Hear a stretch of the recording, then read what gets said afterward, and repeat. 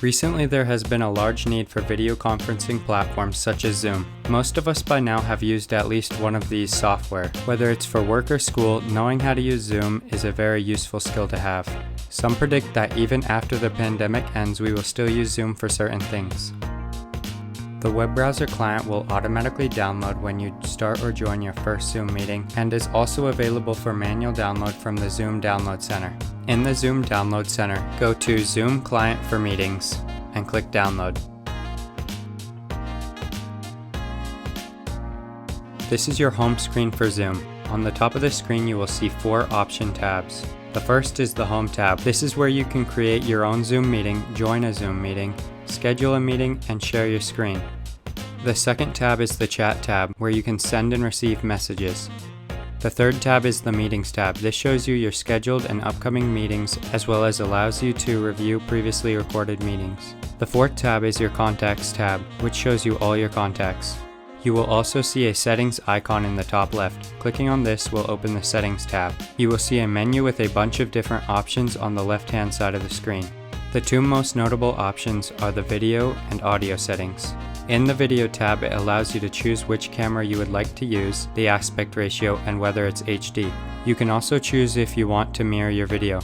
In the Audio tab, you can choose what speaker you want to use, change the output level and volume, which changes how loud you hear. You can also choose what microphone you want to use and adjust your input level, which changes how loud other people will hear you. Be sure that it's loud enough so that people can hear you, but it's not too loud so that it distorts your audio. You should best avoid this by turning on the automatically adjust microphone volume setting. It is a good idea to look through the rest of these and adjust them the way you'd like, but this is not required.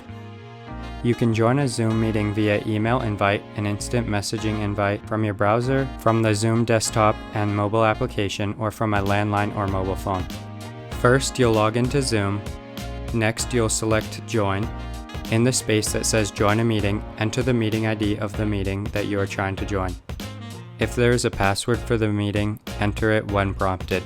If you have a direct link for a Zoom meeting invite, click on the link and it will log you into the Zoom meeting. If there is a prompt for a password, enter it to be allowed into the meeting. When in a Zoom meeting, you will see a menu on the bottom of the screen. This has a couple options. The first one is the mute button. This will mute your microphone. It is good etiquette to keep yourself muted unless when talking. The second option is the start and stop your video button. This is sometimes a great option if you don't want people to see your face in public meetings. Next is the Participants tab. This will show you all the people in the meeting. Fourth is the Chat tab. This opens the chat and allows you to send messages during the meeting. Fifth is the Screen Share tab. This allows you to share your screen for all participants in the meeting. Next is the Record tab. This allows you to record the meeting so that you can view it later. The last option is the Reaction tab. This allows you to react in a few different ways without having to disrupt the meeting. There is one more option on this menu. It is the Leave button. It allows you to leave the meeting. It can be tricky to first learn how to use Zoom, but Zoom is a super useful tool that can open many doors for you online. From this video, you should now have a basic understanding of Zoom and how to use it.